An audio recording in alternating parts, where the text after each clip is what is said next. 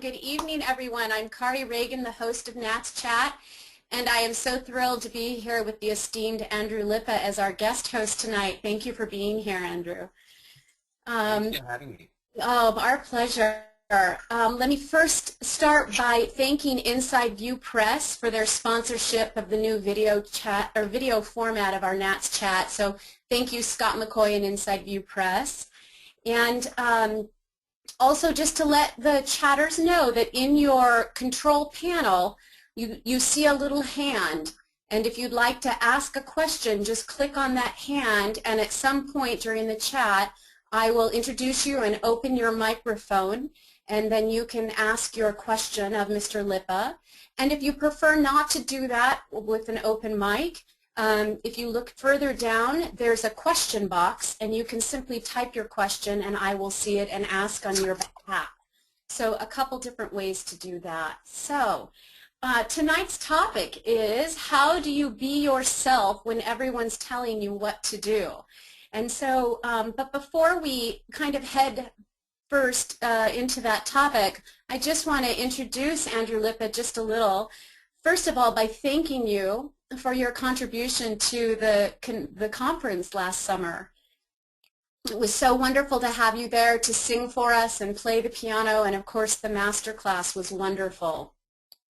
Thank you. Yes, and of course we know you as a composer, a lyricist, a performer, a producer. I know you have been music director for Kristen Chenoweth for many years and her collaborator. And, of course, some of the shows you've done, You're a Good Man, Charlie Brown, The Wild Party, Addams Family, which you were Tony nominated for Best Original Score, I Am Harvey Milk, which will be here in Seattle, where I live, in just a couple weeks, and you'll be starring in that, a 60-minute oratorio, Little Princess, Big Fish, currently playing in Boston, and I believe your first musical, John and Jen, just to name a few. And I think what most interested me, Andrew, that I'd like to lead with tonight, besides that introduction of some of your work, is that you went to the University of Michigan, and you started out as a voice performance degree, ended up music ed, and began your career as a middle school music teacher. Is that right? Yes, that's all correct. I would love to hear a little bit about your trajectory as a young man and where you thought you would head and end up. Sure. Thanks for asking. And hello, everyone listening. This is such a wonderful 21st century experience. So I'm really enjoying looking at the little thing on the side telling me the number of attendees. Hello to everyone who is here on this webinar, and thank you, Kari, for inviting me. My experience was similar to many people I know. I was very fortunate to grow up in a state, Michigan specifically, where there was a great history and tradition of choral singing and opportunities for making music in the public school system. I took part in high school in all of the choirs that were available to me, and I auditioned for all of them, and was in several performing groups in high school and did the musicals.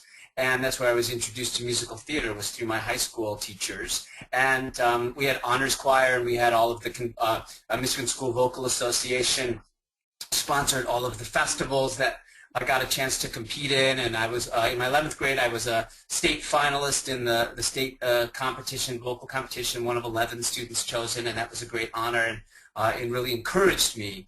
And I started playing piano late. I was in 8th grade and started playing piano, and went very quickly because I was very motivated and I could already read music. So by the time I was halfway through my high school experience, I was able to accompany the choir and I could play through the musicals we were doing, and I realized by the time I was in 10th grade I wanted a life in music in some way. I didn't know that I was going to write musicals.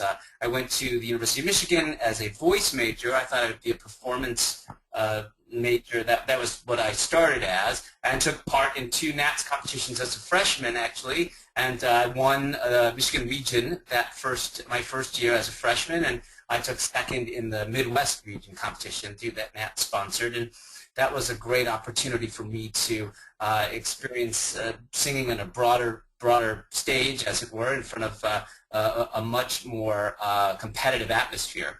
And yet, I didn't find myself completely drawn to singing only. And so by the time I was a sophomore, I started exploring what it is I might do, and I had started writing.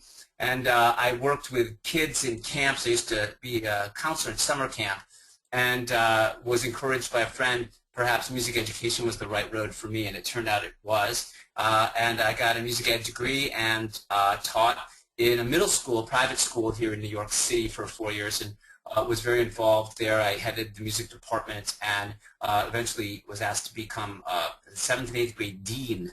I was an administrator when I was very, very young, and it was odd. I didn't have the credentials, but it was a private school, and so I didn't need them, and because there weren't state-mandated rules about it in the private schools, at least in that time. It was in the late 80s. And that was when I was here in New York, started writing, and got really involved with the community here. And by 1990 or so, I was working in the theater business. Oh, I love that trajectory. And you said you didn't know that you wanted to be a composer. When did that direction come to you? Again, I think it happens in lots of lives. There's one person who says, "Hey, have you ever thought about selling real estate?" And you go like, "Oh my God, that sounds so exciting. I never thought about real estate." And my lifelong friend Jeffrey Seller, who later went on to be a co-producer of Rent and Avenue Q and In the Heights and Hamilton, which is going to Broadway this summer, and my musical The Wild Party, Jeffrey suggested to me in college that we write a musical together. And he had an idea to write a musical together, and I thought, okay, let's try that. And we wrote a musical and played it for two of my professors, our musical theater professor, Brent Wagner at the University of Michigan, who was influential in my young life and my young performing and music-making life, and the great composer William Bolcom, who was my composition mentor, and I took a composition class with Bill, and he then offered to me in a very casual and really meaningful way. I could stop by his office whenever I wanted, and if I had anything I wanted to show him, he'd be happy to listen to it and give me feedback. And this was one of those things where both of those professors said, "Hey, you've got a real gift for this. This really shows that you have real talent to write music," which I don't know what they saw, because if I played you some excerpts from that first effort, it sounded like Gilbert and Sullivan rejects. And so those men must have heard something, and thank God they did, and more, thank God they said something to me, because I think, at least in my case, that's all it's ever really taken, is somebody who I admire and someone who I trust who says, "Hey, you're really good," and it somehow affirmed something in me that said, this is really what I want to do. And so I went forward, and here we are, many, many years later, and I've been very fortunate, and you've rattled off that list of accomplishments. I've been very busy in the past 20 years. You've been very busy, but isn't it amazing? Like you said, an educator can say one thing to us, and our life is changed. We're very lucky to do what we do as teachers. It's a great responsibility. It is a big responsibility. I was talking about this earlier today with some folks about what we might say, the things that my parents might have done or said off the cuff, but somehow something that stuck with me, that was a real imprint for whatever reason. And you never know when you go through life with children what you might say to them, particularly children, but I think students as well. Even when they're in college, they're in many cases still like children, or I'm certainly much older than any kids who go to college now, and they're old enough to be my children. And there is a great responsibility in how we speak to them, and how we motivate them, and how we push them to be their best. And I suppose that might transition well into tonight's topic. Exactly. Great. We're of the same mind. So again, for our chatters, we want to get you involved now. So please remember to raise your virtual hand right up in the control panel. There's a little hand, and if you just click on that, and I can open your microphone and you can ask your question, or if you prefer, in the question box you can type a question. But so while they're getting brave to raise their hands, again, our topic: how do you be yourself when everyone's telling you what to do? And that was kind of your inspiration for tonight's chat. So tell me a little bit about why you thought that would be important for our membership. Sure. The background of my answers, I want to before I explain what I'm talking about is I have the good fortune to visit, and it's an unusual situation. I'm not a regular teacher in any setting now, but I get to go to lots of university programs and work with students. I was just at Harvard and Yale in the past couple of weeks, and I was at Northwestern last month. I was at Carnegie Mellon University in the fall of last year. I was at the University of Michigan, my alma mater, and I've taught at many other programs, University of Mississippi most recently, and Millikan University in Decatur, Illinois. And I find there's a real challenge with, and I'm talking particularly right now about 18 to 22-year-olds, although I do work with high school students every once in a while, but the majority of students I work with are college age and undergraduate college age. And I find one of the things is we're really trying to get them to have solid technique. No one disagrees on this. There are almost as many ways as there are people to figure out what that is, and everybody has their slightly varied way, and that's the notion of singing, and why you have to find the right voice teacher for yourself and for who is going to inspire you and help you. And while technique is supremely important, I fear that what happens is we get caught up with technique, we meaning artists, we meaning singers. We get so caught in technique, we get caught in language, we get caught in diction, we get caught in a reverence for the printed page that we lose the authenticity of what we mean to be doing. We lose that connection with our deeper self. And I'm also very focused on acting because I think that singing and acting are the same.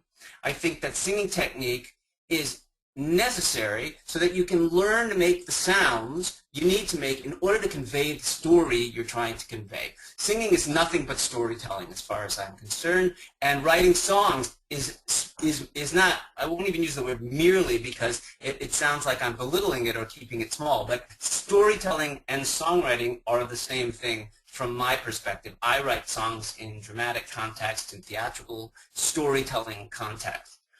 And so how do we teach our students to bring their authentic self to something when they want to sing a piece of music A that is too difficult for them or in the wrong key?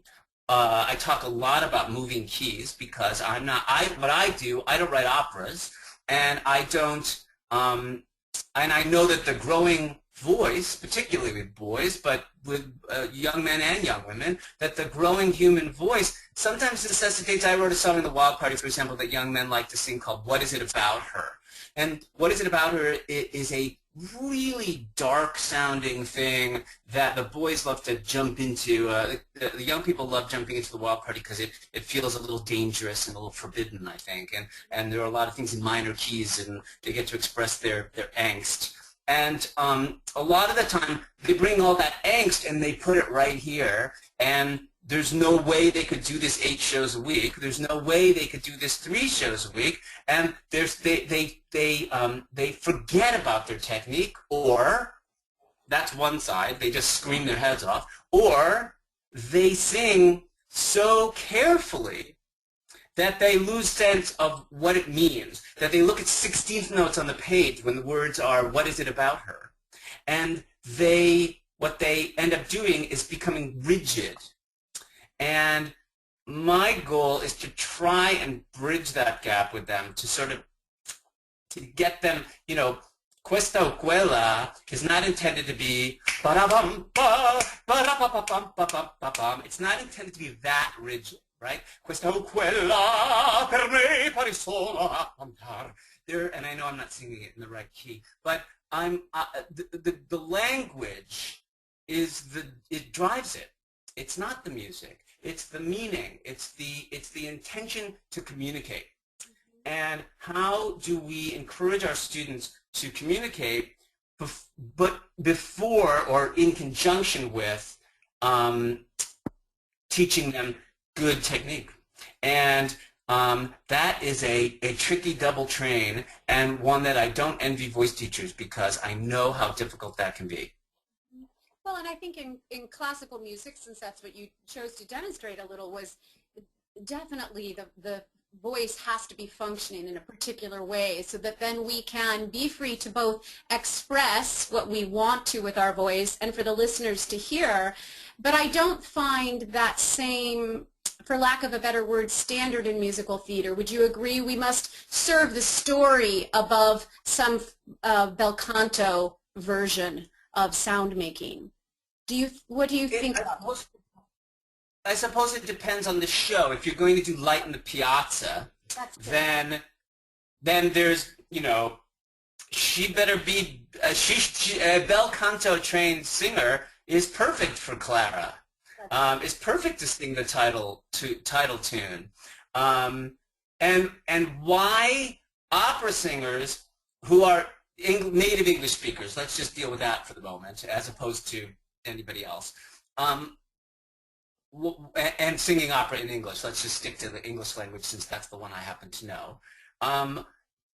There are opera singers who can sing things like Light in the Piazza and know or have learned or are trained to also treat the lyrics as text, as story, and approach it from a dramatic point of view. And there are some who spend more of their energy or focus, or the pendulum swings more towards the music. And I find that particularly in contemporary musical theater, Adam Gettel's a friend of mine. I know most of his work. I think the thing I encourage students to do, in part, is to contextualize these things. Like, I don't think any of our students should be singing a song from Light in the Piazza if they don't know Floyd Collins, for example. In the same way that if you're going to sing something from Così fan tutte, you should also know Don Giovanni, let's say, for example. You should know the context of Mozart and the context of where Mozart comes from. You should know Handel if you're going to sing Mozart. You should know Mozart if you're going to sing Beethoven. We all recognize this in the classical sphere. We recognize that if we're going to sing Brahms, that we have to understand late Beethoven, that we have to understand Mendelssohn, that we have to understand Liszt, that Brahms is informed by the people who came before him, just like Adam Gettel is informed by Stephen Sondheim, is informed by Leonard Bernstein, is informed by George Gershwin, is informed by, etc. And that kind of context is important for our students so that they understand that Adam doesn't always want you to be rhythmically, completely strict on the page. Or Jason Robert Brown doesn't want you to be completely slavish to the rhythm. But there's a style that Jason exercises in his body of work that if you understand the body of work and you're spending time with the work, you can figure out more convincingly how to sing it. Mm-hmm.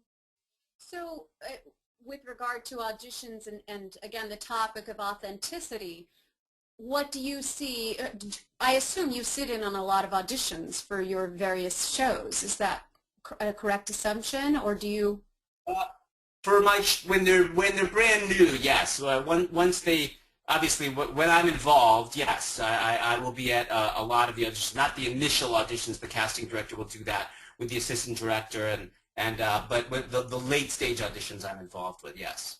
So what helps somebody to get cast? I mean, that's of course way down the road, and they're at a top level to be at that point of singing for you. So you're hearing the best of the best. But what helps you decide? The acting. There was a role in Big Fish. I won't say names because that wouldn't be nice. But there was a role in Big Fish where it got down to two people. I won't even say gender. It got down to two people, and one of them was a spectacular singer. I mean, the kind of singer I go nuts for. And one of them was a good singer. And that person was a phenomenally good actor. And the other person wasn't. Not quite as good. and the part went to the person who's acting was better. And I find that over and over and over. And I find also that if I've ever in the past hired someone or in a developmental situation, because musicals go through lots of iterations before they reach their final place, I have found that if I'm at the table with my colleagues and I'm fighting for the music and I'm, this is the singer and it's a musical, not a setsicle, not a danceicle.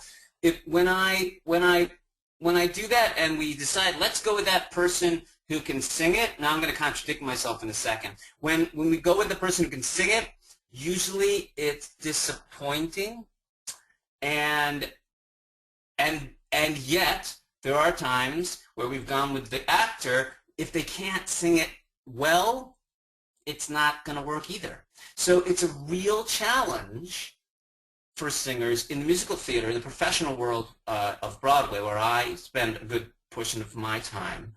They have to reach a certain level of excellence in their singing, but it's the acting that usually wins the day.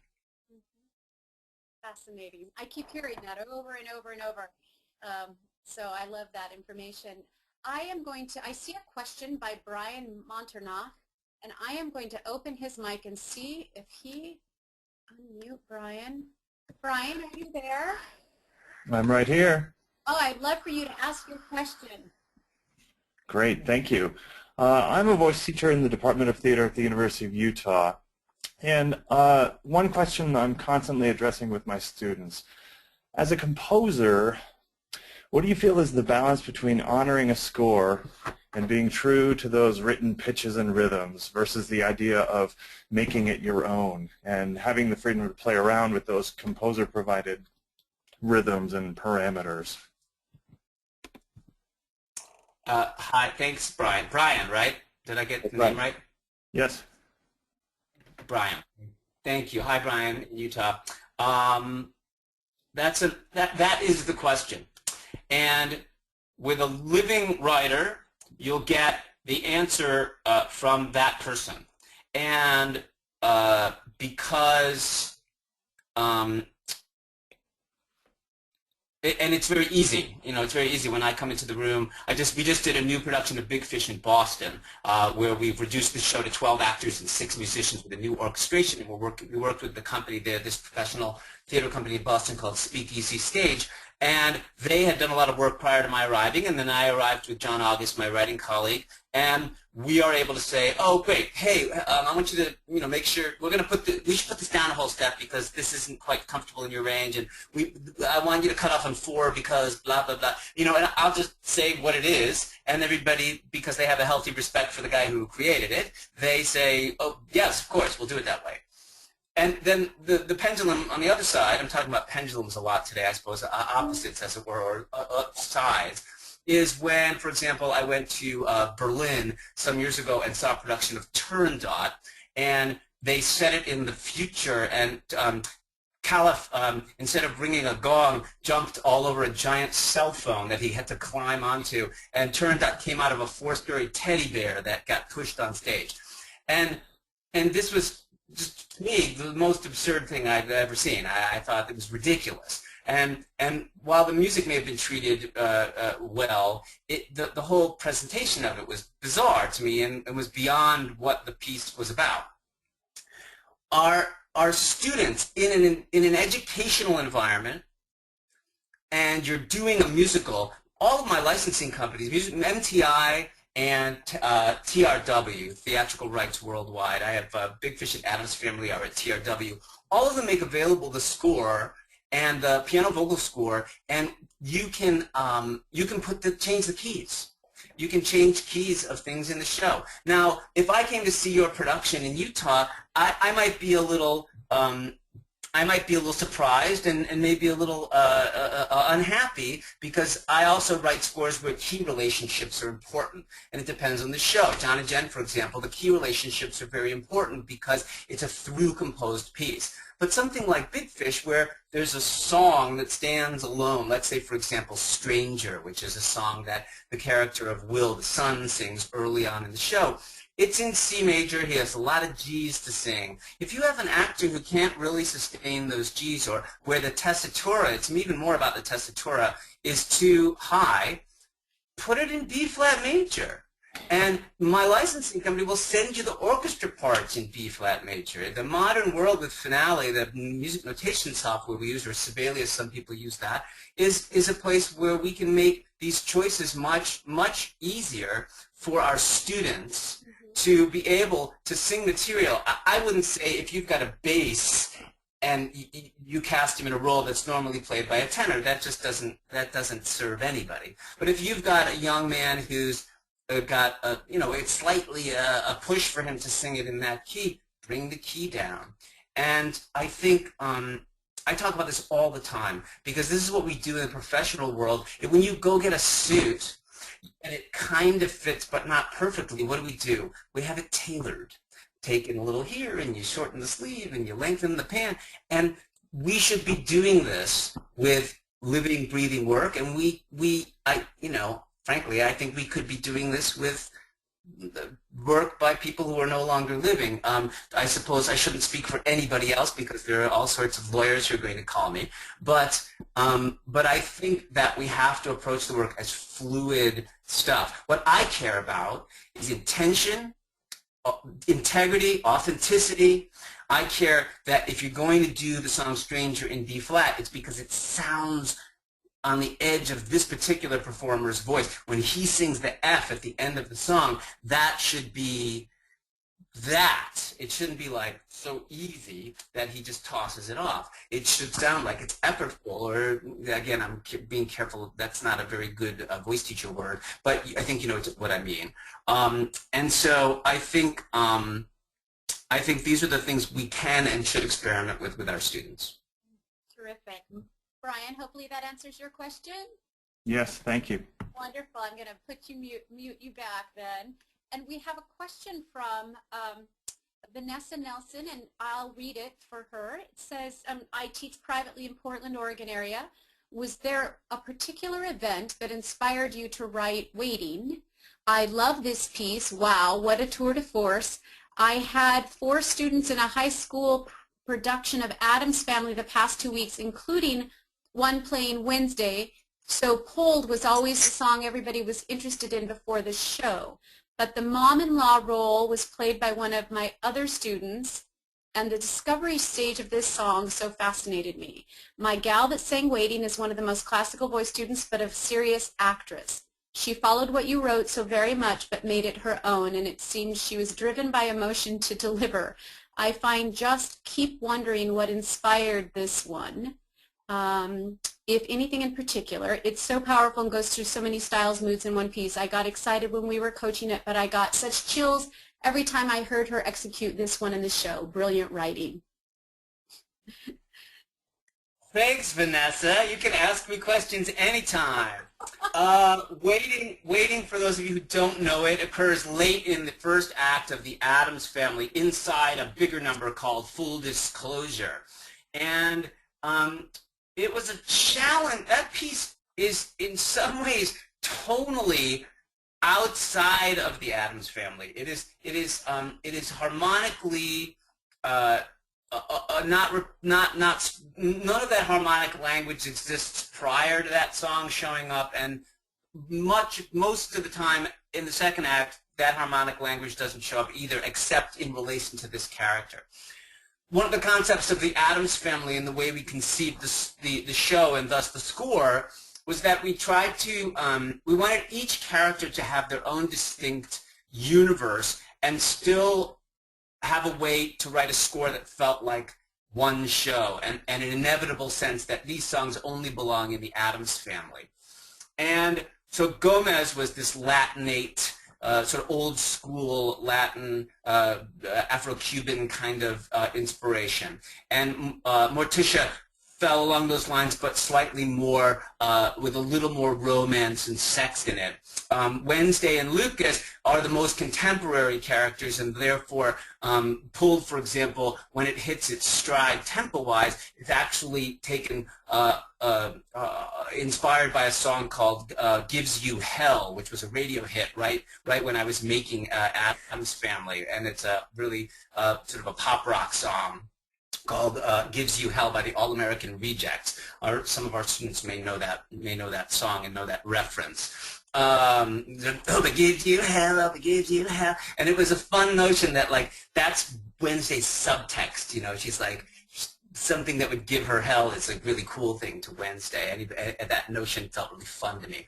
Uncle Fester is a vaudevillian, and Alice, the character who sings "Waiting," is a mom, and a full-time mom, and she is beaten down by her husband, and their relationship is very, very bad at the moment we meet them in the play.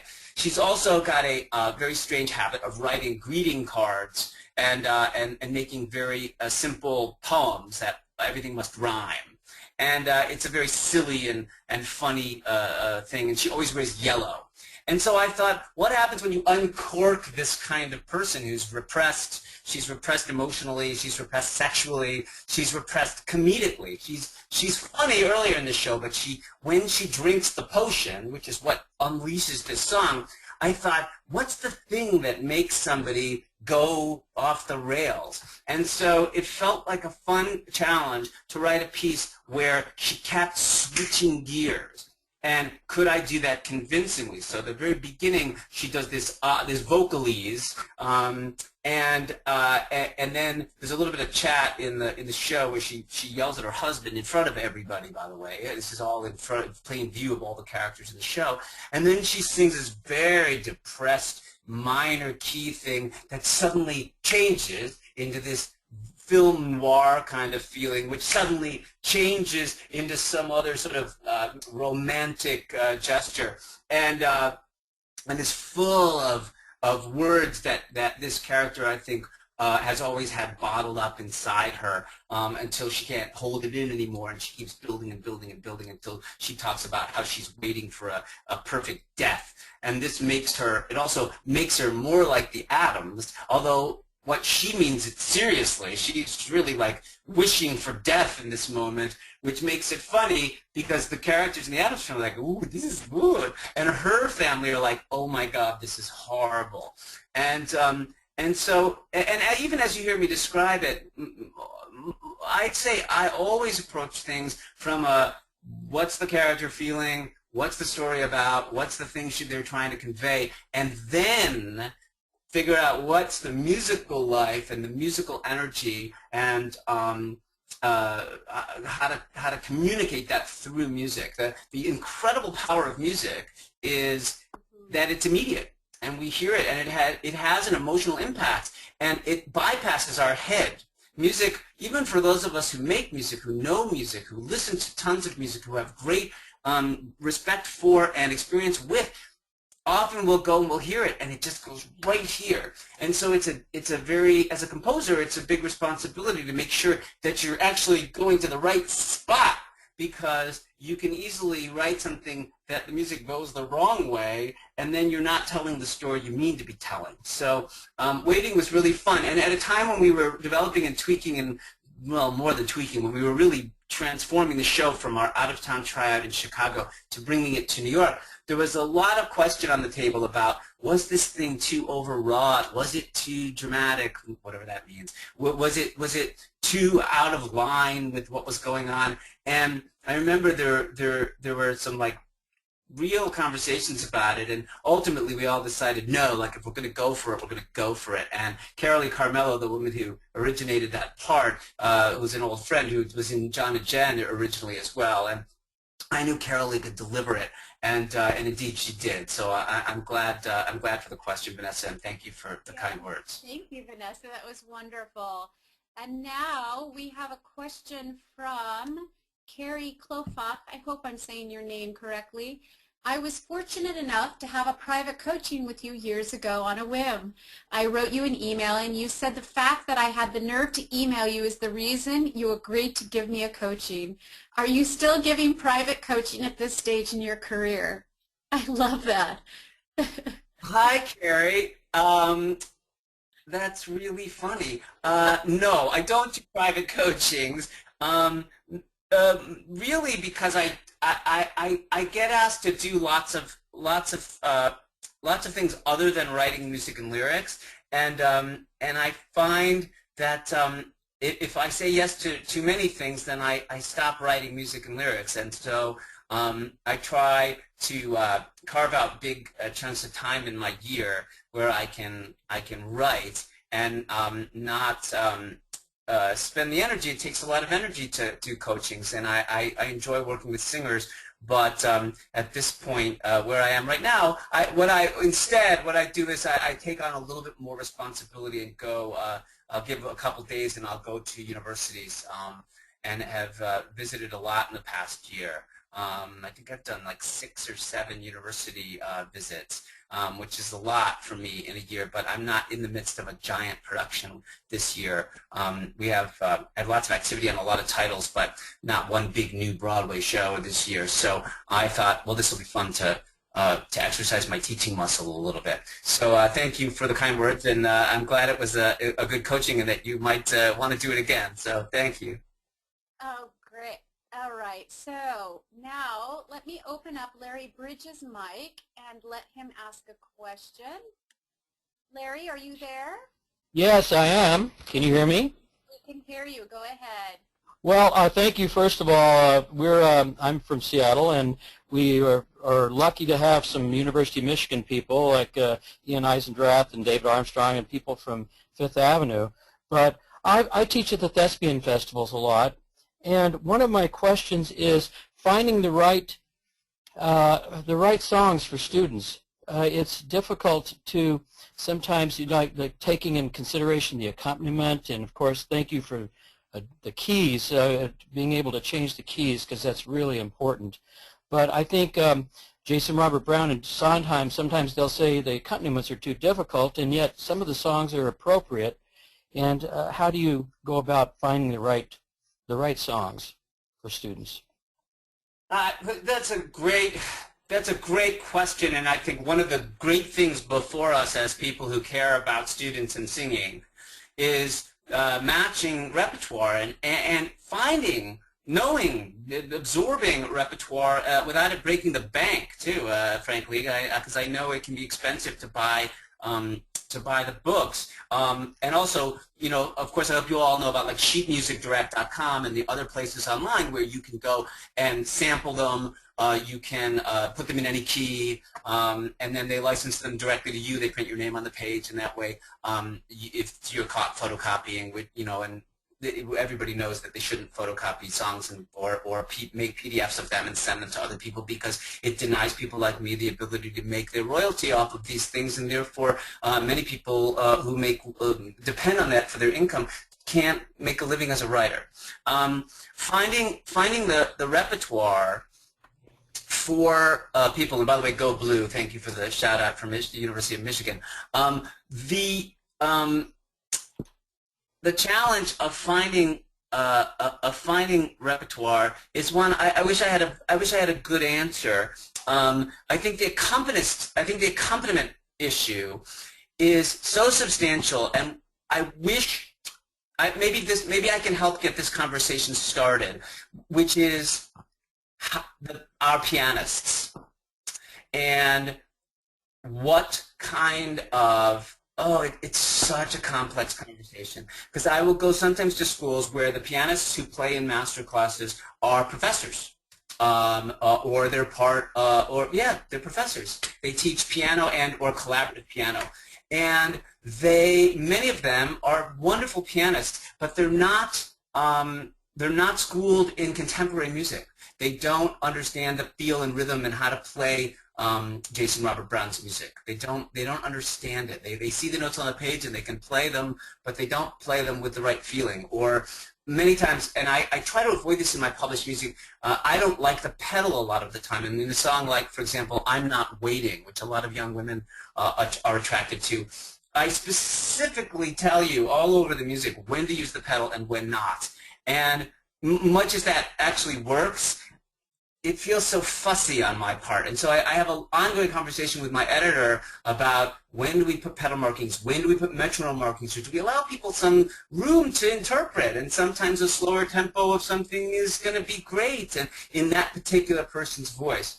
The issue of accompaniment and accompanists is we don't have any real substantial, that I know of, programs out there teaching people how to play this music, or students how to work on this. I don't know, there may be workshops or things, but I'd love to do, if NATS wants to have me back in a, at the National Convention or in a substantial way, and to do a program for accompanists and to talk about that, because I think it is crucial. I know Penn State University, for example, they have a master's and MFA in musical direction, and in fact, the woman who is the music director of John and Jen, the production that we're doing off Broadway right now, she is still in school, and I saw her do a production last year. She is an exceptional pianist and music director. She's 28. This is her first big professional thing with Kate Baldwin starring in it, and we got great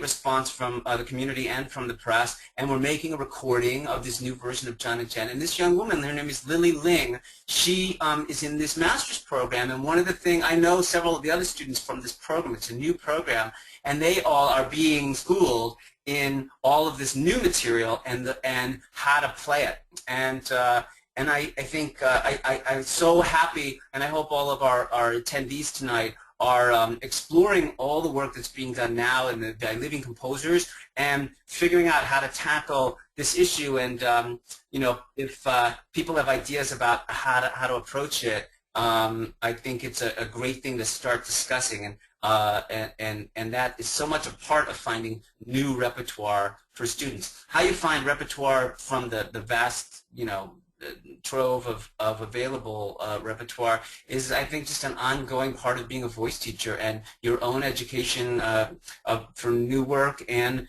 knowing as much as you can of the existing repertoire, and talking to colleagues. I think NATS is probably an incredible help, and it must be. I would imagine, I wish composers had this kind of group. We don't really, where you can get together and discuss these issues, and other people will have suggestions. So I'm happy to be a part of that conversation. Thank you. So we have about 15 minutes left, and there are several questions that have been typed. So we'll just see how many of we can get through, Andrew. Sure, I'll try to keep my answers deeper. All this information is brilliant, so take your time. And I am going to butcher this person's name, please forgive me, but it looks like Guillermo Almeida has asked, how specific is your creative process as it relates to orchestration and arranging? Do you arrange or orchestrate your musicals? So the difference between arranging and orchestrating is often a fine line. Every note you see on a printed score where it says music and lyrics by Andrew Lippa was written by me and was the initial idea that I gave to the orchestrator. When I have never in my whole career given something to an orchestrator and said, here, go orchestrate it. I know orchestrators who only work that way, and where the composer hands them the score, they don't discuss it, they go and they write their orchestration. I can't work that way. I work with orchestrators by talking through every bar of the song. Some of the orchestrators I've worked with like me to play the piano and send them a recording of me playing and singing the song because they find a certain way, the way I sing and play it, it tells them something about how I want to hear the music. And I talk through every measure and often will come up with additional lines and or say, no, the saxes do this here, but then it's taken over by the trombone, and then switch it again. And I'll be sometimes really, really specific and dictate to an orchestrator. And it might take us 2 hours to talk through one song, and they'll take notes, and then they will go and add their own touches. I am not an orchestrator, and I don't ever see that I'm going to be, or I don't. That just isn't something out there that I go, ooh, I really want to do. I've written new string orchestrations for John and Jen, so we're going to have a full string orchestra for John and Jen. But strings feel like voices to me, and I understand how string instruments work, and I'm really comfortable writing for them. But I'm not comfortable writing for larger ensembles, particularly horns and reeds and brass and percussion, for that matter. I know quite a bit about it, but I don't know enough to feel confident writing for all those things. So I leave it to the really wonderful people who I work with. Oh, very interesting. All right, a question from Annalise Brezel, a recent graduate of UW. She's a student of mine, by the way. I am pursuing my own performance career while developing a unique coaching studio focusing on acting for singers. I have worked personally and with others on finding unique methodical and personal connections with what they are singing to really create a tangible emotional connection for the individual to express to the audience. Sometimes this presents some really unique interpretations that may not match up with the tradition. Relating to how to be you, what do you recommend for balancing innovation with respect for these traditions? Good question, Annalise.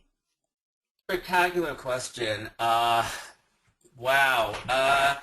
Again, in the educational environment, I'm like, go for it. The whole point of an undergraduate education or a high school education in music is to be free and in the sense, like, make a bold choice. I mean, look, Glenn Gould and Leonard Bernstein famously did Brahms Piano Concerto at a really super slow tempo, and didn't really work out, and it's like famous, like it's a famous sort of mistake, as it were, in recorded classical music. And I'm sure there are people out there who's like, it's not a mistake, it's brilliant. But the point is, experimentation is what education is, part of education, and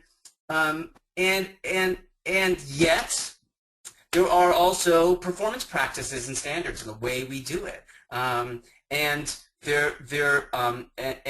one can make assumptions about that. If I'm going to sing, Carlisle Floyd, I'm going to do it in a certain way that I know is related probably to how it was done originally, because there is a sort of a handing down of the performance practices. There's a handing down of Rossini performance practice. I conducted the Chicago Symphony Orchestra, and we did a Rossini overture, and it starts with a 30-second note. And they made it very clear to me that it wasn't going to be played as a 32nd note. It was going to be played as a 16th note, because that was the performance practice. And I was like, I don't know Rossini that well, so I acquiesced. I said, fine. This was an opener for Kristen Chenoweth's concert, and I was like, whatever, we'll do it as a 16th note. So their performance practices, again, this goes back to what I said before about context and understanding the context of the people who are alive and what we make and what we like and what we do. And I'll tell a quick story. Idina Menzel came in to audition for the Wild Party in 1999, and we gave her the song Life of the Party, which is the song that opens Act 2 for the character she ended up playing in our show. And she came in, and she sang it the way she sings it on the recording, which is not the way it was written down on the page and not the way I published it. The notes are, she sings lots of alternate notes, she riffs her brains out. And she did this thing that the subtext was, thanks for the song, I'm going to show you how it goes. And it was a really bold, gutsy thing to do, because most of the time that doesn't work. But it happened to be Idina Menzel, who we all know and love and watched the Super Bowl this year. And Idina Menzel defined the song. And the guy who wrote it gave her a standing ovation at an audition. Wow. And so at a student's early development, I think it's crucial that we give them a wide playing field. Let them roam. Let them try. Let them fail. And they will figure it out. Well, on behalf of my student Annalise, she will love that answer. She'll be thrilled with that answer. We have a question from Katie Peterson, who says, I appreciate that you write dynamic and multi-layered roles for women. It seems that there are far more women auditioning for fewer roles, and there are more roles available for men. Do you consider gender equity when you compose, and are you aware of whether other composers are considering the numbers of women versus men looking for work? To the latter part of the question, I have no idea what other people are doing or how or why, so I can't speak to that. And for myself, I look for stories that inspire me and that are me. I am Queenie in The Wild Party just as much as I am Edward Bloom in Big Fish. Just as much as I am Harvey Milk. And in the case of Harvey Milk, I actually am Harvey Milk. And in the case of Harvey Milk, I call it I am Harvey Milk. But I think I love the human voice. I love the female voice, probably in part because they can do things I can't, just by mere physiology. And I love writing for women. I love working with women it's evident. I just mentioned Adina. Kristen and I have a great long-time relationship. Kristen Chenoweth, that is, and Julia Murney and Kate Baldwin. And in fact, for my 50th birthday party, my husband made a video that we did. We did a concert version of A Little Princess. Now, in this particular case, I love women so much, I played one. I was Miss Minchin, the evil headmistress, in this reading, and had a blast, let me tell you. And then they played a video for my 50th birthday celebration, and it was all the women who've been in my shows over the years. And so it was Stephanie Block and Laura Benanti and Kristen Chenoweth, and it was just Kate Baldwin, a whole list of all these incredible women, and they all wished me happy birthday or sang a song, and it was all edited together.